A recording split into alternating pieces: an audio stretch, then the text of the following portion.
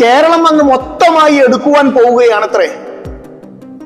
കേന്ദ്രമന്ത്രി സുരേഷ് ഗോപിയുടെ വാക്കുകളാണിവ.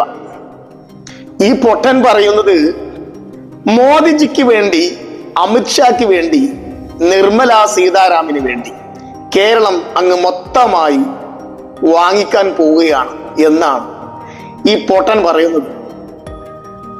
ഒരു വകതിരവും ഇല്ലാതെയാണ് ഇയാൾ ഇങ്ങനെ സംസാരിക്കുന്നത്. ഒരു വേദിയിൽ പ്രസംഗിക്കുമ്പോൾ കുറച്ചെങ്കിലും എന്തെങ്കിലും ഒരു വകതിരിവ് വേണ്ടേ? അതിനെങ്ങനെയാ? പാർട്ടിയിൽ നല്ല രീതിയിൽ അടിത്തട്ടിൽ പ്രവർത്തിച്ച് പരിചയം വേണ്ടേ? ഒരു സ്റ്റേജ് കിട്ടിയാൽ, അല്ലെങ്കിൽ ഒരു മൈക്ക്, അല്ലെങ്കിൽ കുറച്ച് ക്യാമറകളെ കണ്ടാൽ വായിൽ തോന്നിയത് വിളിച്ചു പറയുകയല്ലേ?